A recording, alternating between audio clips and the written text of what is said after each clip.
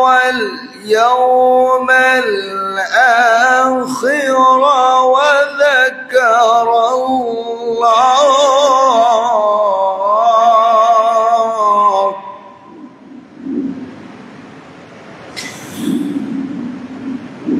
لمن كان يرجو الله واليوم الآخر وذكر الله كثيرا.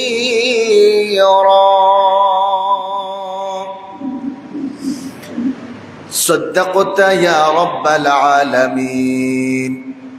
وقال النبي صلى الله عليه وسلم من أحب سنتي فقد أحبني ومن أحبني كان معي في الجنة أو كما قال عليه الصلاة والسلام. وقال تعالى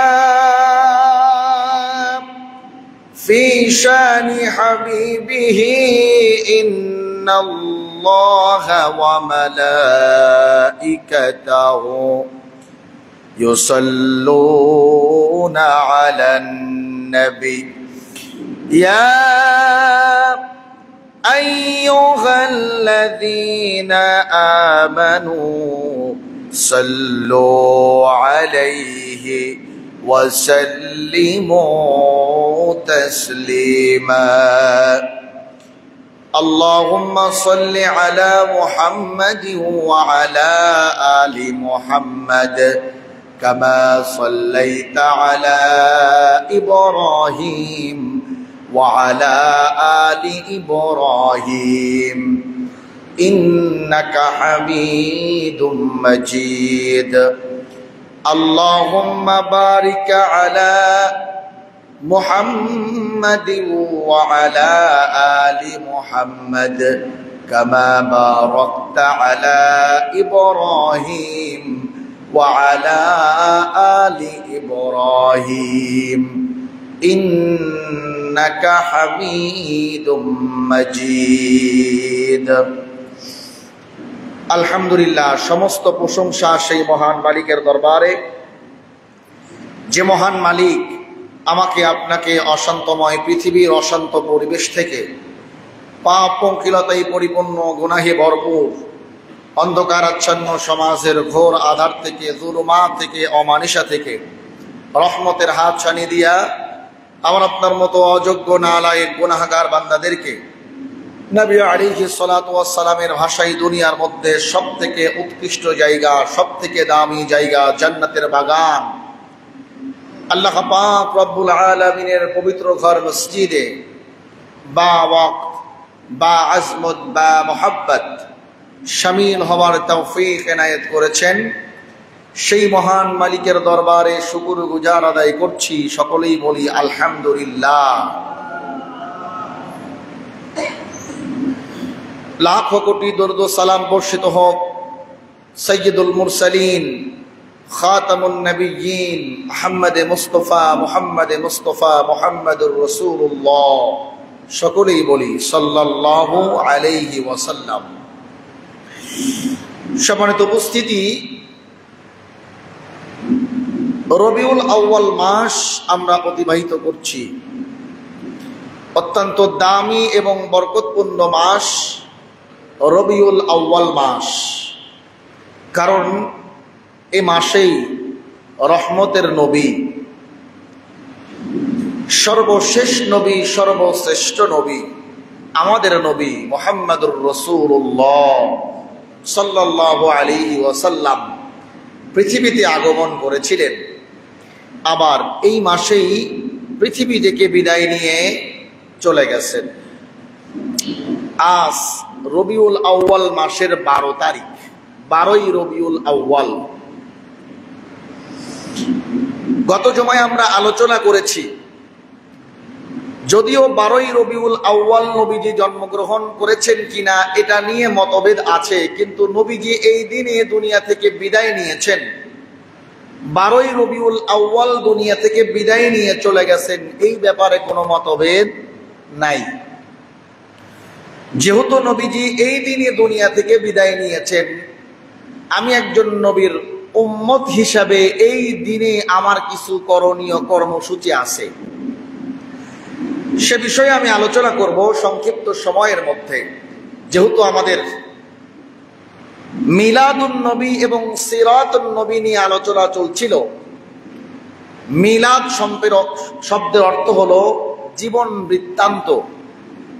ইসলামের পরিভাষায়, শরীয়তের ভাষায় মিলাদুন নবী বলা হয় নবীজির জীবন বৃত্তান্ত নিয়ে আলোচনা করা। তো নবীজির জীবনের আলোচনার কিছু বিষয়বস্তু এমন আছে যেগুলো সম্পর্কে শুধু আমরা অবগত হতে পারি, সেটার উপরে আমল করার ক্ষমতা আমাদের নাই। এমন কিছু বেশ হাদিসও আছে, যেমন নবীজি 11টা বিবাহ করেছেন, 11 জন স্ত্রীকে একসঙ্গে রেখেছেন। নবীজির জীবনীতে বিবাহ হলো 13টা, একসঙ্গে রেখেছেন 11 জন স্ত্রীকে। তো এটা সহিহ হাদিস, বুখারীর হাদিস, এটা নবীজির জীবনের একটা অংশ। কিন্তু এটা আমরা শুনলাম, মানার ক্ষমতা নাই। কথা বলেন ঠিক কিনা? কারণ একজন মুসলমানের জন্য ইসলাম সর্বোচ্চ সামর্থ্য থাকলে, ক্ষমতা থাকলে, প্রয়োজন থাকলে সর্বোচ্চ 4টা বিবাহ করতে পারবে, 4 জন স্ত্রীকে একসঙ্গে রাখতে পারবে, এর বেশি রাখার সুযোগ নাই। কিন্তু আল্লাহ তাআলা নবীর সঙ্গে 11টা বিবাহ এটাকে নির্দিষ্ট করেছেন, খাস করেছেন। তো এটা নিয়ে আমরা আলোচনা করতে পারি, নবীজির বৈবাহিক জীবন, 11 জন স্ত্রীকে একসঙ্গে কিভাবে রেখেছেন, কিভাবে হক বন্টন করেছেন, কিভাবে তিনি বিবাহ করলেন, কোন নারীদেরকে বিবাহ করলেন, কোন প্রয়োজনে বিবাহ করলেন, এগুলো নিয়ে আলোচনা হতে পারে। এটা হলো মিলাদুন নবী, অর্থাৎ নবীর জীবন বৃত্তান্ত নিয়ে আলোচনা করা। যেহেতু আমরা নবীজির উম্মত, নবীকে মোহাব্বত করি, নবীর আদর্শকে ধারণ করে আমরা জীবন যাপন করি, সুতরাং নবীর জীবনে নিয়ে আলোচনা হতে পারে। সেখান থেকে যেটা নেওয়ার সেটা আমরা নেব, আর যেটা আমি আমার জীবনের মধ্যে অ্যাপ্লাই করতে পারবো না সেটা শুধুমাত্র জেনেছি এই জানার জায়গায় রেখে দেব। কথা কি বুঝতে পারেন? তো নবীজির জীবনের শুরু থেকে এমন অনেক বিষয় আছে যেগুলো শুধু আমরা জানতে পারি কিন্তু মানতে পারি না। যেমন গত জমায় আমি বেশ কিছু বিষয় নিয়ে আলোচনা করেছিলাম, তার জন্মদিন এবং মৃত্যুদিন, আমরা কি করব আর কি বর্জন করব, কি গ্রহণ করব এবং কি বর্জন করব।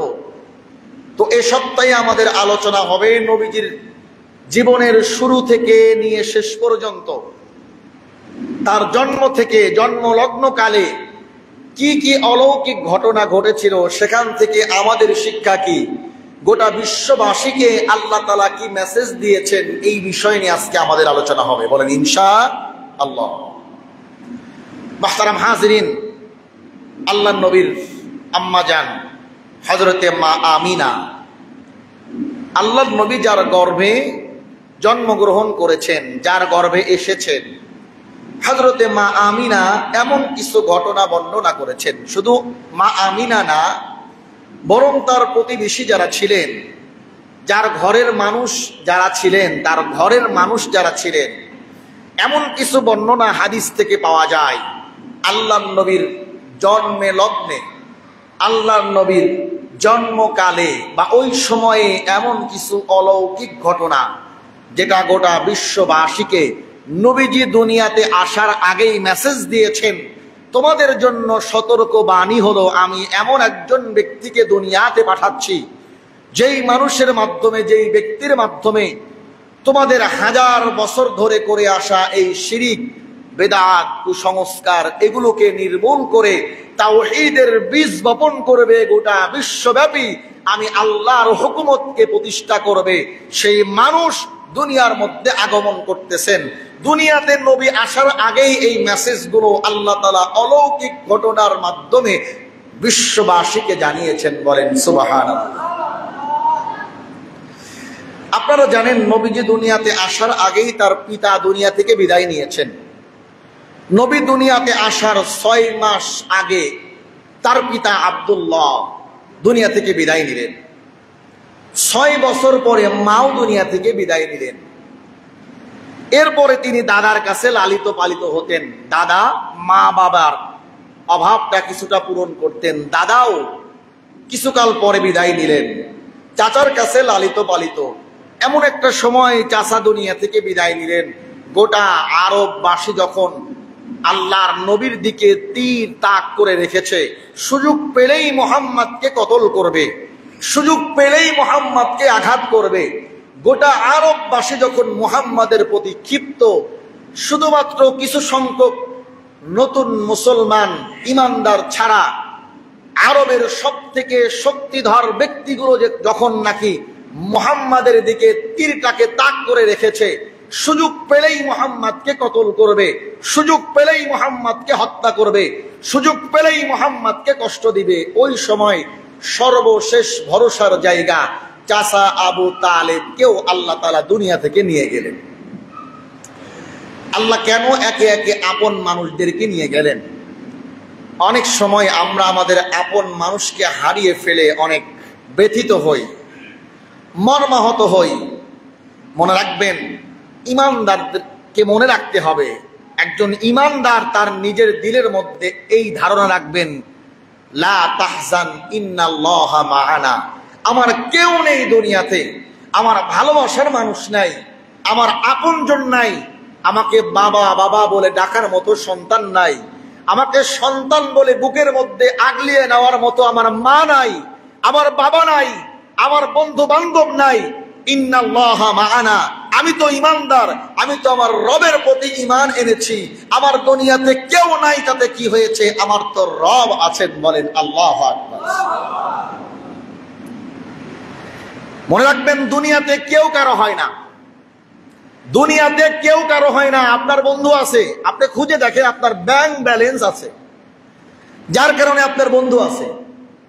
তো যার বন্ধু নাই, তার ইতিহাস হলো তার অর্থকড়ি নাই, টাকা পয়সা নাই, এজন্য তার বন্ধু নাই। তো তার আপন মানুষ নাই, আত্মীয় স্বজন নাই, তার অর্থকড়ি নাই, টাকা পয়সা নাই, বাড়ি গাড়ি নাই, দুনিয়া নাই, তো দুনিয়ার আপন মানুষগুলোও তার জন্য পর। তো যার দুনিয়া আছে, তার দুনিয়াতে কিছু মিথ্যে আপন মানুষ আছে, তারাও স্বার্থের টান লাগলে তারাও ছুটে যাবে। আপন মানুষ বলতে দুনিয়াতে কেউ হয় না, দুনিয়া কোনোদিন কারো আপন হয় না, দুনিয়া কোনোদিন কারো আপন হয় না। দুনিয়া শুধুমাত্র স্বার্থের জন্য, ক্ষণিক সময়ের জন্য বন্ধুত্ব করে, একটা সম্পর্কের মধ্যে জোড়া লাগাই। দুনিয়া কোনোদিন কারো জন্য হয় না, দুনিয়া শুধুমাত্র স্বার্থের জন্যই হয়। স্বার্থ আছে তো দুনিয়া আছে, স্বার্থ নাই তো দুনিয়া গেছে। মানুষ আত্মসম্মান, টাকা পয়সা, অর্থকড়ির জন্যই সম্পর্ক করে। দুনিয়ায় কোনোদিন কেউ কারো আপন হয় না। কথা বলেন ঠিক কিনা? তো আল্লাহর নবীর আপন মানুষগুলোকে আল্লাহ উঠিয়ে নিলেন, আপন মানুষ থেকে নিজেকে মাইনাস আর বাইপাস করলেন। কেন? আল্লাহ চান তার পেয়ারা হাবিবকে শুধুমাত্র তার মোহাব্বতের মধ্যে, তার রহমতের বেষ্টনীর মধ্যে রাখতে। আল্লাহ চান না দুনিয়ার কোন মানুষের মায়ায় আমার হাবিব পড়ুক, আল্লাহ চান না দুনিয়ার কোন মানুষ আমার হাবিবের প্রতি দয়া দেখাক। এজন্য জন্মের পূর্বে পিতাকে নিয়ে গেলেন, জন্মের পরে 6 বছরের মাথায় মাকে নিয়ে গেলেন, এরপরে দাদা আব্দুল মুত্তালিব, এরপরে চাচা আবু তালেব, আস্তে আস্তে সমস্ত আপন মানুষগুলোকে নিয়ে গেলেন। আমার মালিক চান যে আমার হাবিব, আমার বন্ধু শুধুমাত্র আমার ভালোবাসার মধ্যেই থাকবে, শুধুমাত্র আমার দয়ার মধ্যেই থাকবে। দুনিয়ার কোন মানুষ তার প্রতি দয়া দেখাবে, আমি আল্লাহ এটা সহ্য করতে পারি না। বলেন আল্লাহু আকবার।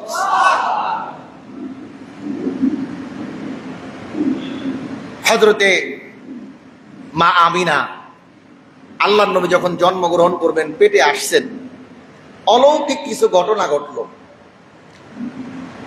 আমার মুসলমান বন্ধুগণ খুব ভালো করে বুঝবেন, আল্লাহর নবীজির মা হযরতে মা আমিনা নিজেই বর্ণনা করতেছেন, তার সাথী সঙ্গীদেরকে, বান্ধবীদেরকে বলতেছেন, তার পাড়া প্রতিবেশীদেরকে বলতেছেন, তোমরা শোনো, আমার কলিজার টুকরা সন্তান মুহাম্মদ যখন সে আমার গর্ভে আসলো, স্বাভাবিকভাবেই সন্তান যখন গর্ভে আসে, আমার মাদের কি হয়, সন্তান আসার পরে মা কিন্তু ঠিক মতো খেতে পারেন না। কথা বলেন ঠিক কিনা? যত সুস্বাদু খাবার তার সামনে দেওয়া হোক না কেন, খাবারটা মুখের সামনে নিতেই এমন একটা গন্ধ তার নাকের মধ্যে লাগে, খাবার সে গিলতে পারেন না, খাবার সে খেতে পারেন না, বমি আসে, ওয়াক আসে, ঠিক মতো পেট পুড়ে খেতে পারেন না সন্তান পেটে থাকার কারণে। হযরতে মা আমিনা বলেন, আমার বান্ধবীরা শোনো, আমার প্রতিবেশীরা শোনো, সন্তান পেটে আসলে তো স্বাভাবিকভাবেই আমাদের অবস্থা এমন হয় যে আমরা ঠিক মতো খেতে পারি না। কিন্তু আমার কলিজার টুকরা মুহাম্মদ 10 মাস 10 দিন আমার গর্ভের মধ্যে ছিল, এমন একটা বেলা এমন হয় না যে আমি একটা বেলা ঠিক মতো খেতে পারি নাই, বরং স্বাভাবিকভাবে আমি যেমন খাবার খেয়েছি আমার অবস্থা একেবারে স্বাভাবিক ছিল। এই 10 মাস 10 দিনের মধ্যে একটা বেলার জন্য এমন হয় নাই আমার সন্তান পেটে থাকার কারণে আমাকে কষ্ট দিয়েছে। বলেন সুবহানাল্লাহ। শুধু তাই নাই, মা আমিনা বলেন, স্বাভাবিকভাবে মেয়েদের যে অবস্থা হয় 3 মাস পর থেকে আস্তে আস্তে পেটটা বড় হতে থাকে, দেখলে বোঝা যায় তার গর্ভে সন্তান আছে। কথা বলেন ঠিক কিনা? হযরতে মা আমিনা বলেন, 10 মাস 10 দিন পর্যন্ত আমার কলিজার টুকরা সন্তান আমার পেটের মধ্যে ছিল, মুহাম্মদ আমার পেটের মধ্যে ছিল। ভূমিষ্ঠ হওয়া পর্যন্ত আমার পেটটা একেবারেই বোঝা যায় নাই যে আমার পেটের মধ্যে আমার সন্তান আছে, বরং স্বাভাবিকভাবে আমার পেটটা স্লিম ছিল, আমার পেটটা উঁচু হয় নাই।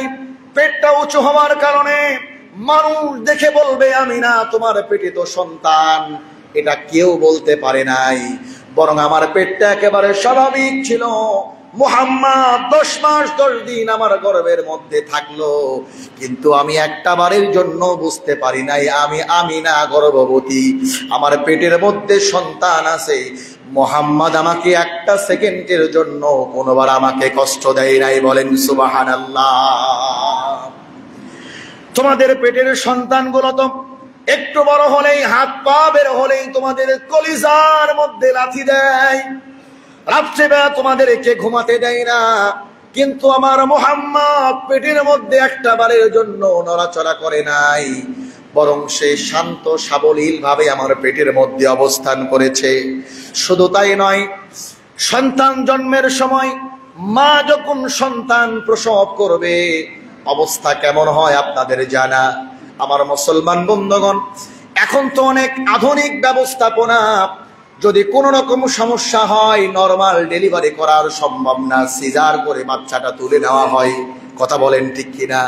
কিন্তু একটা সময় হয়তো আপনারা অনেকেই দেখেছেন এমন হয়েছে, সন্তান জন্ম দিতে গিয়ে মা দুনিয়া থেকে বিদায় নিয়েছেন। কথা বলেন ঠিক কিনা?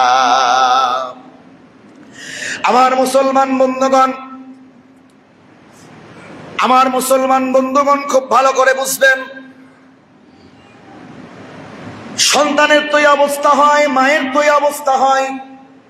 মা সন্তান প্রসব করতে গিয়ে তার অবস্থা এমন হয়, সন্তান প্রসব করতে গিয়ে মা দুনিয়া থেকে বিদায় নেয়, কষ্ট সহ্য করতে পারেন না। এমন ঘটনা তো আমরা একটা সময় বহু দেখেছি। এত কষ্ট করে সন্তানকে দুনিয়াতে আনতে হয়। মা আমিনা বলেন, মুহাম্মদ যখন দুনিয়াতে এসেছে আমি বিন্দুমাত্র কষ্ট ভোগ করি নাই, আমার কোনো কষ্ট হয় নাই, বরং একেবারে সহজভাবে মুহাম্মদ আমার গর্ভপাত করেছে, আমার গর্ভ থেকে এসেছে। সন্তান প্রসব করতে গিয়ে আমি বিন্দুমাত্র কষ্ট পাই নাই, বরং মুহাম্মদ যখন দুনিয়াতে আসলো, দুনিয়াতে ভূমিষ্ঠ হলো, মুহাম্মদ দুনিয়াতে আসার পরে এমন কিছু অলৌকিক ঘটনা আমার চোখে পড়েছে। মুহাম্মদ যখন সুবহ সাদিকের সময় দুনিয়াতে আসলো, ভূমিষ্ঠ হলো, তখন গোটা পারস্য সাম্রাজ্য আলোকিত হয়ে গেল। এমন নূরের আলো আমার ওদর থেকে বের হলো, আমার গর্ভাশয় থেকে এমন আলো বের হলো, যেই আলোর কারণে গোটা পারস্যটা আলোকিত হয়ে গেল। আমি আমার ঘর থেকে বসেই পারস্যের বড় বড় রাজপ্রাসাদগুলো আমি দেখতে পেলাম। বলেন সুবহানাল্লাহ। আমার মুসলমান বন্ধুগণ, শুধু তাই নাই, মুহাম্মদুর রাসূলুল্লাহ সাল্লাল্লাহু আলাইহি ওয়াসাল্লাম দুনিয়ায় যখন ভূমিষ্ঠ হলেন, সম্রাট কিসরার রাজপ্রাসাদের 14টি গম্বুজ ভেঙে পড়ে গেল। বলেন আল্লাহু আকবার। আল্লাহ নবী যখন দুনিয়াতে আসলেন, নবী যখন দুনিয়াতে ভূমিষ্ঠ হলেন, সম্রাট কিসরার রাজপ্রাসাদের 14টা গম্বুজ ভেঙে পড়ে গেল।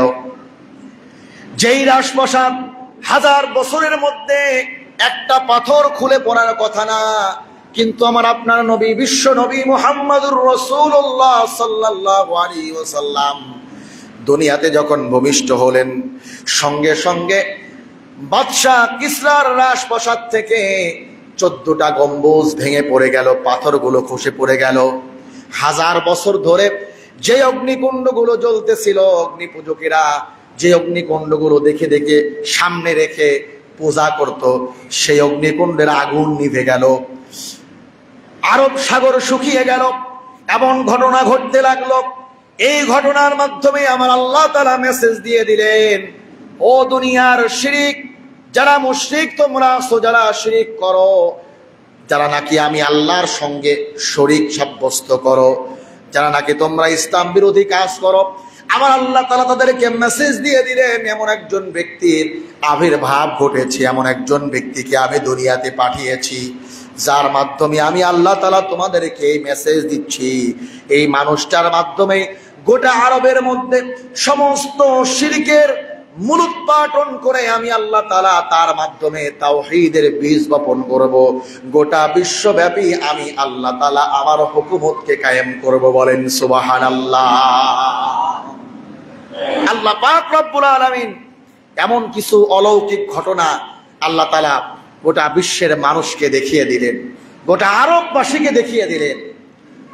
আল্লাহ নবী যখন জন্মগ্রহণ করলেন, যেই রাত্রে অর্থাৎ সুবহ সাদিকের সময়, ফজরের আগ মুহূর্ত সময় আল্লাহ নবী দুনিয়াতে আসলেন, বিভিন্ন অলৌকিক ঘটনা ঘটে গেল। আরব সাগর শুকিয়ে গেল। আল্লাহু আকবার বলে। যে আরবের পানি কোনো সময় কমে না, বাড়ে না, সব সময় একরকম থাকে। হাজার হাজার বছর ধরে আরবের পানি একরকম এক অবস্থায়, মুহূর্তের মধ্যে আরব সাগর শুকিয়ে গেল। কিসরার রাজপ্রাসাদের 14টি গম্বুজ ভেঙে পড়ে গেল। অগ্নিকুণ্ডগুলো সব নিভে গেল। হাজার হাজার বছর ধরে যে সমস্ত অগ্নিকুণ্ডগুলো জ্বলতেছে, যে অগ্নিকুণ্ডগুলোকে সামনে রেখে অগ্নি পূজকেরা পুজো করে, সেই অগ্নিকুণ্ডগুলো নিমেষেই নিভে গেল। এগুলো দেখে কিসরার বাদশাহ, তার তো চোখ উল্টে গেল। সে চিন্তা করতে লাগলো, কি এমন হলো যে আরবের মধ্যে এমন ঘটনা ঘটতে লাগলো, কি এমন হলো। এই অবস্থার ব্যাখ্যা যখন ওই সময়কালের ইহুদি পণ্ডিতদের কাছে চাওয়া হলো, ইহুদি পণ্ডিতরা বলল, তাওরাতের মধ্যে আমরা পড়েছি এমন একজন যুবকের আবির্ভাব ঘটবে, যেই যুবক হবে জামানার শেষ নবী, যার নাম হবে মুহাম্মদ। আমরা আশঙ্কা করতেছি সেই মুহাম্মাদের আবির্ভাব ঘটেছে, যার কারণে এই অলৌকিক দৃশ্যগুলো আমাদেরকে দেখতে হচ্ছে। বলেন আল্লাহু আকবার। একজন ইহুদি পণ্ডিত কুরাইশদের মধ্যে চলে আসলো, যেহেতু তাওরাতের মধ্যে স্পষ্ট লেখা আছে এই যুবকের জন্মগ্রহণ হবে কুরাইশের মধ্যে। কুরাইশের সমস্ত দলপতিদেরকে ডাকা হলো, ডেকে বলা হলো যে তোমাদের গোত্রের মধ্যে এমন কোন যুবক, এমন কোন শিশু বাচ্চা জন্মগ্রহণ করেছে কিনা, যাকে দেখতে এমন হবে, যার পিঠের মধ্যে মোহরে নবুয়ত নামে একটা চিহ্ন থাকবে এবং তার নাম হবে মুহাম্মদ। তোমাদের কুরাইশ বংশ থেকেই তার জন্ম হবে।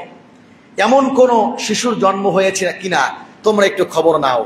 কুরাইশের দলপতিরা কিছু মানুষ সেট করে দিল, তারা খবর নিল। খবর নিয়ে দেখলো আব্দুল মুত্তালিবের ছেলে আব্দুল্লাহ, তার ঘরে একটা সন্তান, পুত্র সন্তান জন্মগ্রহণ করেছে। ইহুদি পণ্ডিত যেই বর্ণনা দিয়েছে এই শিশু সন্তানের সঙ্গে সব কিছু মিলে যায়। ওই ব্যক্তিরা এসে ওই ইহুদি পণ্ডিতকে বলল, আপনি যেমনটি বলেছেন ঠিক তেমনটি হয়েছে। এমন একটা শিশু বাচ্চা আব্দুল্লাহর ঘরে জন্মগ্রহণ করেছে। কুরাইশের বংশভূত আব্দুল মুত্তালিবের ছেলে আব্দুল্লাহ তার ঘরে জন্মগ্রহণ করেছে। এমন একজন পুত্র সন্তান যার পিঠের মধ্যে এমন একটা চিহ্ন আছে। আপনি যেটা বলেছেন যেটার নাম মোহরে নবুয়ত, এই চিহ্ন বিশিষ্ট এই শিশু বাচ্চাটা জন্মগ্রহণ করেছে। আপনি যেমন যেমন বলেছেন ঠিক তার চেহারার বর্ণনা এমনই। সঙ্গে সঙ্গে ওই ইহুদি পণ্ডিত এই কথা শোনার পরে অজ্ঞান হয়ে মাটির মধ্যে পড়ে গেল। বলেন আল্লাহু আকবার। তাকে যখন পানি ঢেলে আবার জ্ঞান ফেরানো হলো, চিৎকার দিয়ে ওই কুরাইশের মধ্যে কুরাইশ দলপতিদেরকে সামনে রেখে চিৎকার দিয়ে সেই ইহুদি পণ্ডিত বলতে লাগলো, ওহে কুরাইশেরা শুনে রাখো, তোমাদের সমস্ত বাপ দাদার পূর্বপুরুষের ধর্ম উৎখাত করার জন্য তোমাদের বংশের মধ্যেই এমন একজন পুত্রের জন্মগ্রহণ হয়েছে। এই পুত্রটা যৌবনকালে নবুয়ত লাভ করবে, আল্লাহর পক্ষ থেকে নবুয়ত প্রাপ্ত হওয়ার পরে তোমাদের বাপ দাদা পূর্বপুরুষের ধর্মকে মিথ্যা প্রতিপন্ন করে তাওহীদের বীজ বপন করার মাধ্যমে গোটা বিশ্বের মধ্যে আল্লাহর একত্ববাদ, খোদার সেই হুকুমত প্রতিষ্ঠা করবে। তোমাদের সমস্ত আধিপত্যবাদকে উৎখাত করে আল্লাহর দ্বীন প্রতিষ্ঠা করবে। প্রস্তুত হও, হয়তো তোমরা এই যুবককে এখনই হত্যা করো, না হয়তো তোমরা এই ভবিষ্যৎবাণী বাস্তবায়ন হওয়ার জন্য প্রস্তুত হও। বলেন আল্লাহু আকবার। আল্লাহ নবীর ব্যাপারে এই ভবিষ্যৎবাণী তারা ভ্রুক্ষেপ করলো না, কর্ণপাত করলো না। আমার ভাইয়েরা, আল্লাহ নবীজি দুনিয়াতে আসলেন, অনেক লম্বা চওড়া ঘটনা। নবীজির সিরাত নিয়ে যদি আলোচনা করা যায় বছর শেষ হয়ে যাবে। কথা বলেন ঠিক কিনা? আমি সংক্ষেপে শুধুমাত্র ইতিহাসটা আপনাদেরকে জানানোর চেষ্টা করতেছি। আল্লাহ নবীজি 3 দিন তার মা হযরতে মা আমিনার দুধ পান করলেন। এরপরে আবুল আহাবের স্ত্রী সুয়াইবিয়া, আবুল আহাবের দাসী সুয়াইবিয়া, তার দুধ পান করলেন অল্প কিছুদিন। আরবের প্রথা হলো সন্তান জন্মগ্রহণ করার পরে তারা শহরে সন্তানকে রাখে না। আমরা যেমন সন্তানকে মানুষের মতো মানুষ করতে গ্রাম থেকে শহরে দেই, ঠিক কিনা? ভালো কলেজ ভার্সিটিতে পড়ানোর জন্য, উচ্চ শিক্ষার জন্য আমরা আমাদের সন্তানদেরকে গ্রাম থেকে শহরে দেই। কিন্তু আরবের প্রথা ছিল শহর থেকে সন্তানদেরকে গ্রামে দেওয়া হতো। কেন? কারণ শহরের কোলাহল যুক্ত পরিবেশে সন্তানেরা বিভিন্ন রোগে আক্রান্ত হতো। এজন্য সন্তানদেরকে সবুজ শ্যামল এক পরিবেশে সন্তানদেরকে ভালোভাবে বেড়ে ওঠার জন্য তারা শহর থেকে গ্রামে দিত। তো গ্রামের কিছু মহিলারা শহরে আসতো সন্তান লালন পালনের জন্য নেওয়ার জন্য। 2 বছর 3 বছর একটা মেয়াদে শহরের এই বাচ্চাদেরকে তারা গ্রামে নিয়ে যেত, বিনিময়ে তাদেরকে কিছু হাদিয়া, কিছু অর্থ করে দেওয়া হতো। আমার মুসলমান বন্ধুগণ, আল্লাহর নবীজির বয়স যখন এমন হলো, 7 দিন 10 দিন 14 দিন অতিক্রম হয়ে গেল, শিশু মুহাম্মদ তাকে বাজারের মধ্যে ওঠানো হলো। গ্রামের কিছু নারীরা শহরের মধ্যে চলে আসলো। শহরের সন্তানদেরকে, শিশু বাচ্চাদেরকে লালন পালনের দায়িত্ব নেওয়ার জন্য শহরের মধ্যে একত্রিত হলো। তখনকার সিস্টেম ছিল আপনাদের এখানে যেমন ভাবে বাজারের মধ্যে আলু পটল বিভিন্ন তরিতরকারি বিক্রি হয়, একই রকম ভাবে বাজারের মধ্যে মায়েরা সন্তানদেরকে নিয়ে দাঁড়িয়ে থাকতো। আর গ্রামের ওই নারীরা এসে যাকে পছন্দ হয় তার থেকে চুক্তিনামায় স্বাক্ষর করে 2 বছর 2.5 বছর 3 বছরের জন্য নিয়ে যেত। আমার মুসলমান বন্ধুগণ, একদিকে শিশু মুহাম্মদ যেহেতু এতিম, কেউ তাকে নিতে চাইল না। চিন্তা করলো, এই এতিম সন্তানকে যদি আমরা নিয়ে 2 বছর দুধ পান করাই, লালন পালন করি, তার তো বাবা নাই, তার মাধ্যমে তার বিনিময়ে আমরা তো কিছুই পাবো না। অপরদিকে হযরতে হালিমাতুস সাদিয়া রাদিয়াল্লাহু আনহা, আল্লাহু আকবার বলেন। আল্লাহর নবীজির দুধ মা হালিমা, সেও এসেছে বাজারে সন্তান নেওয়ার জন্য। কিন্তু হযরতে হালিমা এতটাই রোগা পাতলা ছিল, তার শরীরের কন্ডিশন এমন ছিল, তার দিকে তাকাইলেই বোঝা যেত তার স্তনে কোনো দুধ পাওয়া যাবে না, তার নিজের শরীরটাই চলে না। তাকে কেউ সন্তান দিল না, হালিমার কাছে কেউ সন্তান দিল না। হালিমাও সন্তান লালন পালনের জন্য, সন্তান নেবার জন্য শহরে এসেছে, কিন্তু হালিমাকে কেউ সন্তান দিল না। অপরদিকে শিশু মুহাম্মদুর রাসূলুল্লাহ সাল্লাল্লাহু আলাইহি ওয়াসাল্লাম এতিম হওয়ার কারণে তাকে কেউ নিল না। হযরতে হালিমা চিন্তা করলেন, যেহেতু আমাকে কেউ সন্তান দিল না, অপরদিকে ওই যে মুহাম্মদ নামের সন্তানটাকে দেখা যায় ওকে কেউ নেয় না এতিম হওয়ার কারণে, খালি হাতে ফিরে যাওয়ার চাইতে আমি তাকে নিয়ে যাই। স্বামীর সঙ্গে হযরতে হালিমাতুস সাদিয়া রাদিয়াল্লাহু আনহা পরামর্শ করলেন। স্বামী বললেন, খালি হাতে যাওয়ার চাইতে এতিমটাকে নিয়ে যাই, আল্লাহ এর মধ্যেই বরকত দিবেন। আল্লাহু আকবার বলেন। আরবের মানুষ তো জানে না কোন মুহাম্মদকে আমরা ফিরিয়ে দেই, মুহাম্মাদের মধ্যে যে আল্লাহ কেমন বরকত রেখেছেন। আরবের মানুষ যদি জানতো, ওই বাজারে মুহাম্মাদকে নেওয়ার জন্য সকলেই প্রতিযোগিতা করত। কথা বলেন ঠিক কিনা? ইতিহাসের কিতাবের মধ্যে লেখা হয়, হালিমা যেই গাধার উপরে চড়ে এসেছে, গাধাটা এতই রোগাক্রান্ত, এতটাই দুর্বল যে হালিমাকে টেনে আনবে এই শক্তিটা পর্যন্ত হয় না। হালিমা বারবার তার কাফেলার পিছে পড়ে যায়, কাফেলার নারীরা সামনে চলে যায়, বারবার হালিমাকে বকাঝোকা করে, হালিমা কি এমন গাধা নিয়ে এসেছো, গাধা তো তোমাকে টানতে পারে না, বারবার পিছে পড়ে যাও, যার কারণে আমাদের সময়ের বড় লস হয়ে যায়, কি গাধা তুমি নিয়ে আসছো। হযরতে হালিমা যেই গাধার উপরে করে আসছে এতটাই দুর্বল, গাধা হালিমার মতো একজন পাতলা মানুষটাকেও, এমন একজন শুকনো মানুষটাকেও টানতে পারে না। আবার সঙ্গে করে যেই উটনিটা নিয়ে আসছে, উটনির স্তনের মধ্যে কোনো দুধ নাই, যেই দুধ খেয়ে তারা একটা রাত ঘুমাবে।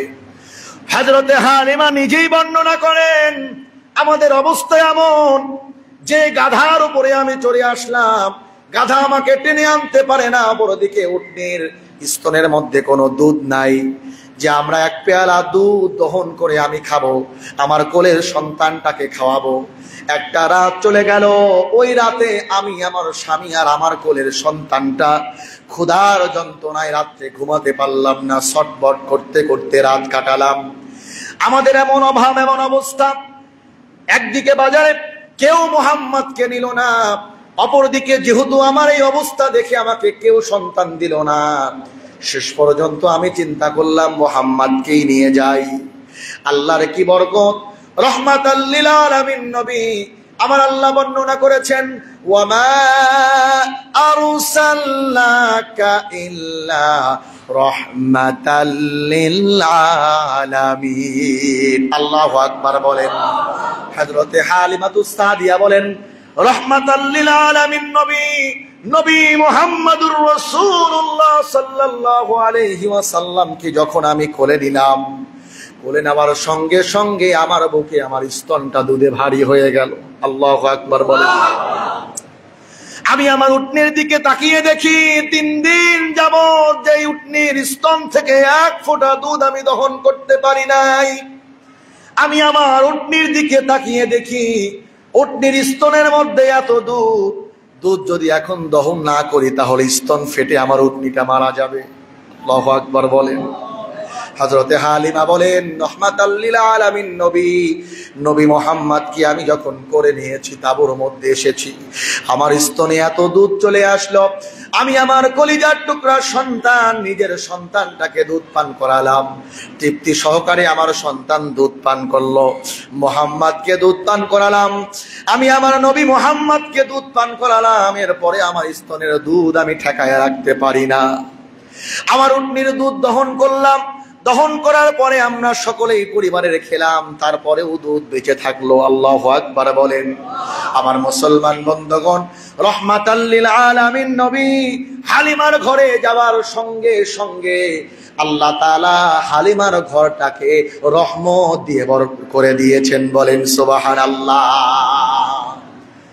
হাদিসের কিতাবের মধ্যে লেখা হয়, যদি কোন উম্মত আল্লাহর নবীর প্রতি মুহাব্বত রাখে, আল্লাহর নবীর প্রতি মুহাব্বতের সহিত একবার দরুদ পড়ে, আল্লাহুম্মা সাল্লি আলা মুহাম্মদ ওয়া আলা আলিহি ওয়া আসহাবিহি, এই দরুদটা পর্যন্ত পড়ে, অথবা সাল্লাল্লাহু আলাইহি ওয়াসাল্লাম, এতটুকু দরুদ পড়ে, আল্লাহর নবীর প্রতি মুহাব্বত নিয়ে ছোট্ট একটা দরুদ যদি বান্দা একবার মুখ দিয়ে উচ্চারণ করে, আল্লাহ তাআলা ওই বান্দার ঘরটাকেও রহমত বরকত দ্বারা ভরপুর করে দিবেন। বলেন সুবহানাল্লাহ।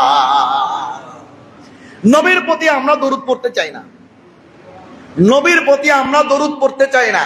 আল্লাহর নবী একজন সাহাবী, আমি এটা বলেই শেষ করি, আল্লাহর নবীর একজন সাহাবী তো নবীজিকে বলতেছেন, ইয়া রাসূলুল্লাহ, আমি আপনার প্রতি দরুদ পড়তে চাই, তো পাঁচ বেলায় 5 ওয়াক্ত নামাজে আমি 4 বার আল্লাহর প্রতি শুকরিয়া আদায় করবো আর আপনার প্রতি একবার দরুদ পড়বো, এটা কি যথেষ্ট হবে? নবী বললেন, হ্যাঁ ঠিক আছে, তবে আরেকটু যদি আমার প্রতি দরুদ বাড়াও তাহলে এটা আরো বরকতপূর্ণ হবে। সুবহানাল্লাহ বলেন।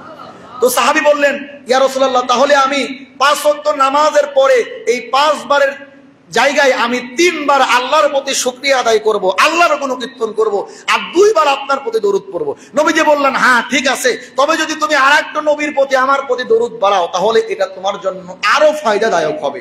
তো ওই সাহাবী বললেন, ইয়া রাসূলুল্লাহ, 3 ওয়াক্ত নামাজের পর আপনার প্রতি দরুদ পড়ব আর আল্লাহর প্রতি 2 বার শুকরিয়া আদায় করব, আল্লাহর গুণকীর্তন 2 বার, আল্লাহর জিকিরে 2 বার থাকবো।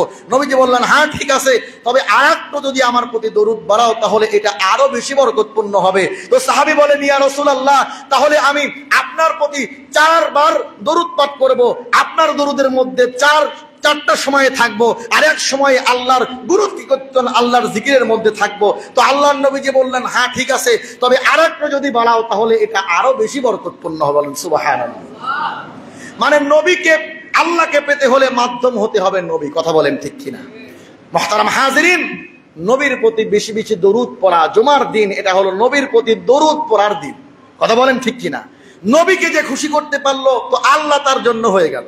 সুবহানাল্লাহ বলেন।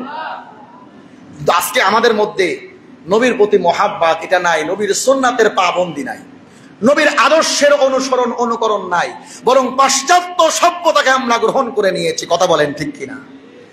আজকে আমাদের অনেক কষ্টে কথাগুলো বলতে হয়, দুঃখের সাথে কথাগুলো বলতে হয়।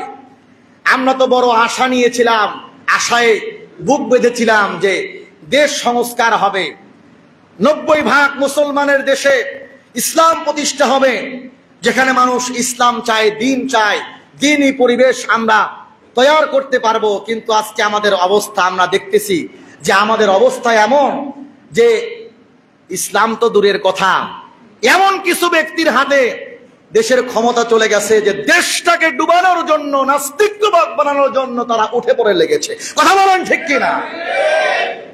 গত 2 দিন আগের নিউজ দেখলাম, যেখানে গোটা বাংলাদেশের শতকরা 92% মুসলমানের দাবি হলো প্রাথমিক শিক্ষাঙ্গনে ক্লাস 5 পর্যন্ত ধর্মীয় শিক্ষক নিয়োগ দেওয়া হোক।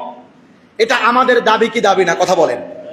এমন কোন মানুষ কি, একজন মুসল্লি এখানে আসেন যে হুজুর আমার ছেলেটা, আমার মেয়েটা ক্লাস 5 পড়তে পড়তে সে কোরআনটা শিখতে পারবে, ইসলামের নৈতিক শিক্ষাগুলো শিখতে পারবে, এটা স্কুল থেকেই হোক, এই দাবি কি, এই দাবির পক্ষে কেউ না? এমন কেউ আছেন? এমন কেউ আছেন? বরং আমাদের সকলের প্রাণের দাবি যে আমার সন্তানটা স্কুলে যাবে, বাংলা, অঙ্ক, ইংরেজির পাশাপাশি আরবিটাও শিখবে। কথা বলেন ঠিক কিনা?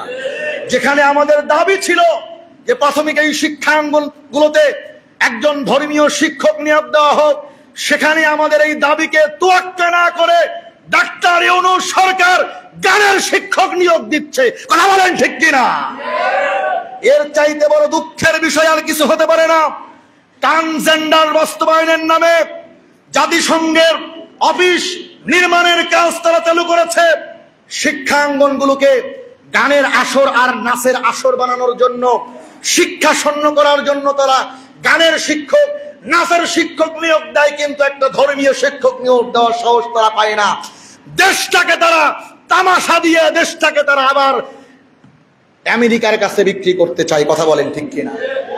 এই কথাগুলো আমাদেরকে বলতে হবে, এই কথাগুলো আমাদেরকে বলতে হবে। দেশ নিয়ে ষড়যন্ত্র এটা করতে দেওয়া যাবে না। এই দেশ আমার আপনার সকলের। কথা বলেন ঠিক কিনা? মুহতারাম হাজিরিন, যে কথা বলছিলাম, সিরাতের মাস, আমরা আল্লাহর নবীর সিরাত থেকে শিক্ষা গ্রহণ করব, আল্লাহর নবীর প্রত্যেকটা আদর্শকে আমরা আমাদের নিজের জীবনের মধ্যে বাস্তবায়ন করব। কথা বলেন ঠিক কিনা? আজকের দিনের একটা শিক্ষা আমরা নেই। আল্লাহর নবী যখন জন্মগ্রহণ করলেন, এই জন্মের খবর যখন আবুল আহাবকে দেওয়া হলো, আবুল আহাবের দাসী এই খবরটা দিল, যার নাম হলো সুয়াইবিয়া। সুয়াইবিয়া যখন এই খবরটা দিল, খুশিতে আবুল আহাব এই আঙ্গুল দ্বারা সুয়াইবিয়াকে আজাদ করে দিল। আল্লাহু আকবার বলেন। আবুল আহাব একজন কাফের, জাহান্নামের মধ্যে মৃত্যুবরণ করার সঙ্গে সঙ্গে তার স্থান জাহান্নাম। স্বপ্নে দেখলো তার ভাই আব্বাস রাদিয়াল্লাহু আনহু, দেখলেন, জিজ্ঞেস করলেন, ভাই কেমন আছো? বলে, খুব খারাপ আছি জাহান্নামের আগুনের মধ্যে, তবে সোমবারের দিনটা জাহান্নামের আযাব আমার উপরে মাওকুফ করা হয়। জাহান্নামের আযাব আমার উপরে মাওকুফ করা হয় কেমন ভাবে? এই আঙ্গুলটা আমার জাহান্নামের আগুনে পুড়ে না, এই আঙ্গুল থেকে তোষক দিলে পরে জান্নাতের শরাব এই আঙ্গুল দিয়ে পায়। বলেন সুবহানাল্লাহ। এটা কেন হয়েছে? আল্লাহর নবী জন্ম লাভ করেছে, এই খুশিতে এই আঙ্গুল দিয়ে ইশারা করে গোলাম আজাদ করেছে, তার কারণে আল্লাহ তাআলা এই পুরস্কার দিয়েছে। তার মানে এই সিরাতের মাস আল্লাহর নবীর মোহাব্বতে দান করার মাস। কথা বলেন ঠিক কিনা? গোলাম আজাদ এটা একটা দান। সুতরাং আমরা যদি নবীর আশেক হতে চাই, সত্যিকার অর্থে আল্লাহর নবীকে মোহাব্বত করতে চাই, আবুল আহাব যেই দানের দৃষ্টান্ত দেখিয়েছে, আল্লাহ তাআলা জাহান্নামের আযাবকে মাওকুফ করেছেন, আল্লাহর নবীর প্রতি মোহাব্বতের দৃষ্টান্ত যদি আমরা এখন দেখাতে পারি, ইনশাআল্লাহ আশা করা যায় কিয়ামতের ময়দানে আল্লাহর নবীর সুপারিশ মিলবে। কথা বলেন ঠিক কিনা? আল্লাহর নবীর প্রকৃত উম্মত আমরা কারা কারা হতে চাই? একটু হাতটা উঁচু করে দেখেন, কারা কারা হতে চাই কিয়ামতের ময়দানে আল্লাহর নবীর সুপারিশ আমরা যারা চাই, নবীর সুপারিশ পেয়ে জান্নাতে যারা আমরা অর্জন করতে চাই, জান্নাতের মধ্যে নবীর সঙ্গে যারা থাকতে চাই, নবীর জন্মদিন, নবীর মৃত্যুদিন এই মাসে, সিরাতের মাসে দানের একটা দৃষ্টান্ত আমরা দেখাবো। আমাদের মসজিদে একটা সাউন্ড সিস্টেমের প্রয়োজন। গত জুমায় বলেছিলাম, আল্লাহর কিছু গোলাম আমি দেখতে চাই, নবীর আশেক কিছু দেখতে চাই, যারা মোটা অঙ্গের একটা দান হাতটা উঁচু করে বলবে, হুজুর আল্লাহর নবীর মোহাব্বতে 5,000 টাকা আমি দান করলাম, 10,000 টাকা আমি দান করলাম, দোয়া করবেন আমি যেন আল্লাহর নবীর একজন প্রকৃত উম্মত হতে পারি। কিয়ামতের ময়দানে আল্লাহর নবী যদি আমার পক্ষে সুপারিশ করে জান্নাতের মধ্যে নবীর মধ্যে বসবাস, নবীর সঙ্গে বসবাস করতে পারি। আল্লাহর একজন গোলামকে দেখতে চাই, হাতটা উঁচু করে বলেন, হুজুর আল্লাহর ঘর মসজিদের জন্য আল্লাহর নবীর মোহাব্বতে সিরাতের মাসকে সামনে রেখে 5,000 টাকা দান করলাম। একজন আল্লাহর গোলাম একটু হাতটা উঠান।